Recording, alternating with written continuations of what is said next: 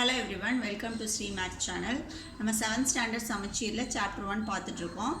இப்போ வந்து exercise 1.4ல 3 sums வந்து பார்த்துட்டோம். இப்போ 4th sum வந்து பார்க்க போறோம். The product of two integers is minus 135. If one number is minus 15, find the other number அப்படின்னு கேட்டிருக்காங்க. ஸோ ப்ராடக்டில் வந்து ஒரு நம்பர் ஃபைண்ட் அவுட் பண்ணோன்னா கிரேட்டஸ்ட் நம்பரை வந்து ஸ்மால் நம்பரால் டிவைட் பண்ணணும். ஃபஸ்ட் என்ன கொடுத்துருக்காங்க அப்படின்றத எழுதிக்கலாம். Product of two numbers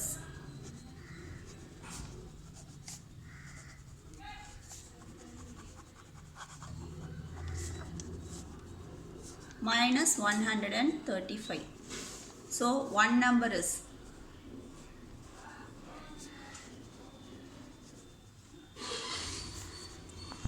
minus 15. நம்ம என்ன கண்டுபிடிக்கணும்? other number.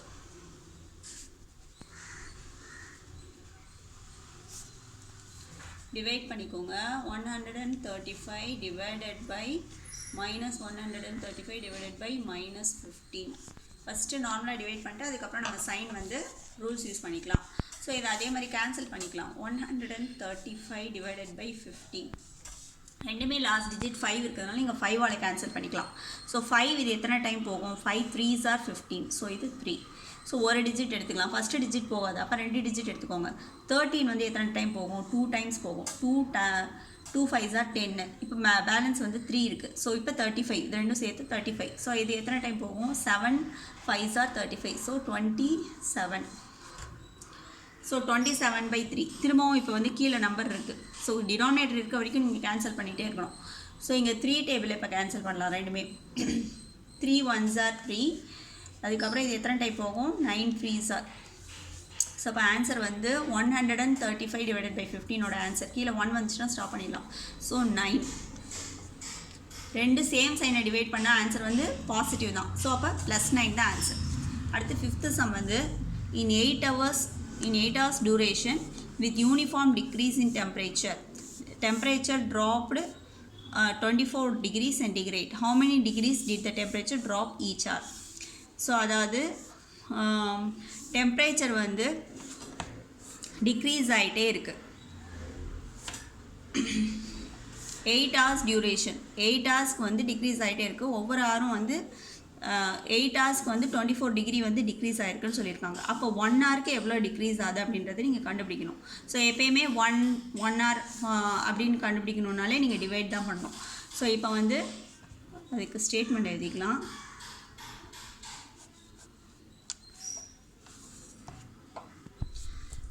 Decrease in temperature for 8 hours.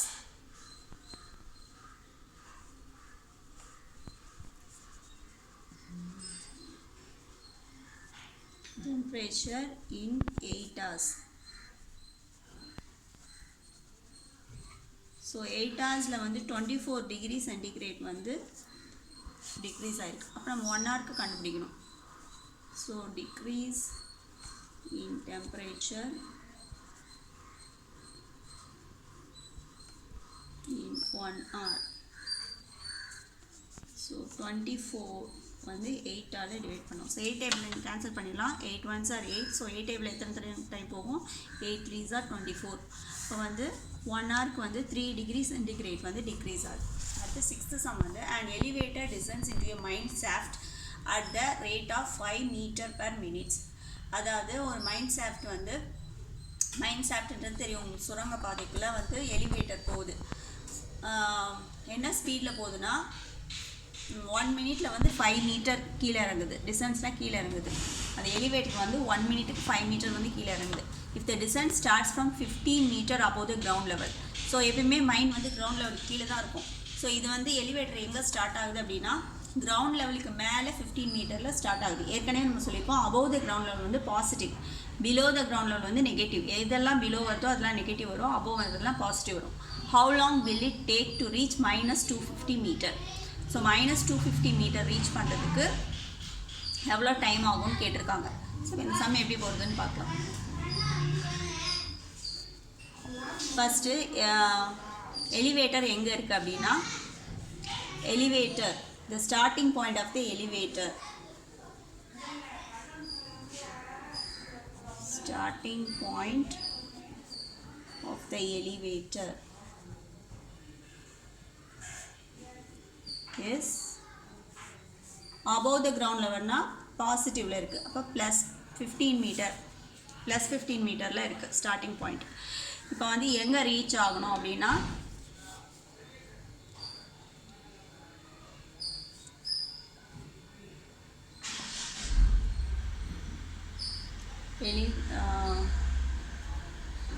elevator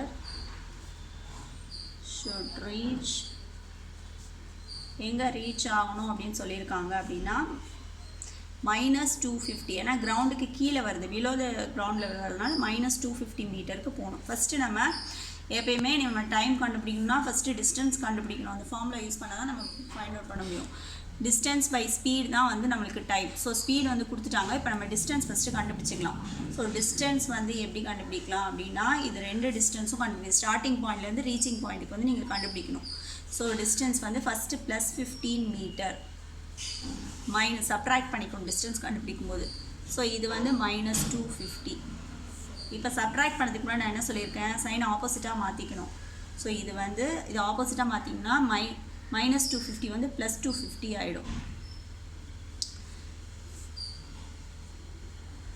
so 15 metre + 250 metre வந்து ஆட் பண்ணிங்கன்னா 265 மீட்டர். இதான் வந்து டிஸ்டன்ஸு ப்ளஸில் வந்துடுச்சு. ஸோ +265 மீட்டர் வந்து அதோடைய டிஸ்டன்ஸ். இப்போ நீங்கள் என்ன கண்டுபிடிக்கணும், டைம் கண்டுபிடிக்கணும். டைம் ஃபார்முலா நம்ம ஏற்கனவே ஒரு சம்மில் பார்த்துருக்கோம். டைமோட ஃபார்முலா வந்து டிஸ்டன்ஸ் பை ஸ்பீடு. டிஸ்டன்ஸ் வந்து என்ன கொடுத்துருக்காங்க, டிஸ்டன்ஸ் நம்ம ஃபைண்ட் அவுட் பண்ணியிருக்கோம் இல்லையா, 265 ஃபைண்ட் அவுட் பண்ணிட்டோம். அதுதான். அடுத்து ஸ்பீடு வந்து என்ன, 5 மீட்டர் per minute. மினிட்ஸில் கொடுத்துருக்கிறது தான் ஸ்பீடு 5. ஸோ இப்போ நம்ம என்ன பண்ணணும்னா இதை வந்து கேன்சல் பண்ணிக்கலாம். டிவைட் பண்ணுறதுக்கு பதிலாக நம்ம கேன்சல் பண்ணிக்கலாம். ஸோ 5 டேபிளில் ரெண்டுமே 5 எண்ட் ஆகுது. 5 டேபிளில் கேன்சல் பண்ணிக்கலாம். 5 1s வருது. அது 2 வந்து போகாது.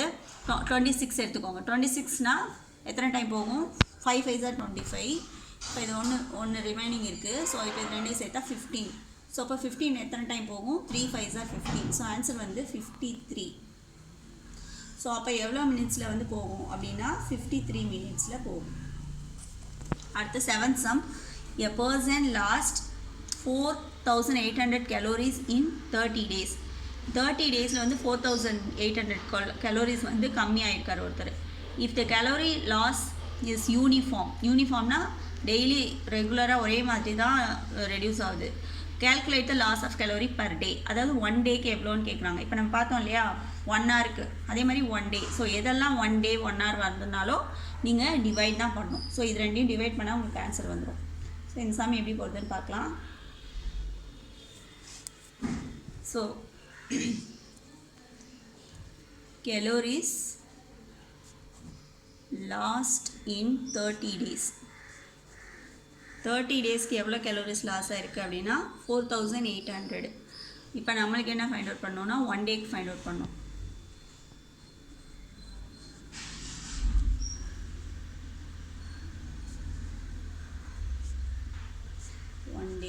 per டேனா 1 டேன்னு அர்த்தம். So 4800 divided by 30. நம்ம ஆஸ் யூஷுவல் கேன்சல் பண்ணலாம். 4800 பை 30 பண்ணோன்னா 0 0 கட் ஆகிடும். இப்போ நீங்கள் 3ஆல் டிவைட் பண்ணிக்கோங்க. ஃபஸ்ட்டு நம்பர் எடுத்துக்கலாம். 4 வந்து எத்தனை டைம் போகும், 1 3s are 3. ஸோ அது ரிமைனிங் 1 இருக்குது, அது இதோட சேர்த்துக்கலாம். அப்போ 18 ஆகிடும். ஸோ 18 எத்தனை டைம் போகும், 6 3s are 18. அடுத்தது 0/3 வந்து 0 தான். ஸோ அப்போ இங்கே என்ன வரும், 160. ஸோ கலோரிஸ் லாஸ்ட் இன் 1 டே. 1 டேயில் வந்து 160 கலோரிஸ் வந்து லாஸ்ட் ஆகும். So that's all. இந்த சம் இதோட முடியுது. இந்த வீடியோ உங்களுக்கு பிடிச்சிருந்ததுன்னா லைக் பண்ணுங்கள், உங்கள் ஃப்ரெண்ட்ஸுக்கு வந்து ஷேர் பண்ணுங்கள். நம்ம சேனலை வந்து சப்ஸ்கிரைப் பண்ணிங்கன்னா கண்டினியூஸாக நாங்கள் போகிற வீடியோஸ் வர நோட்டிஃபிகேஷன்ஸ் உங்களுக்கு வரும். தேங்க்யூ.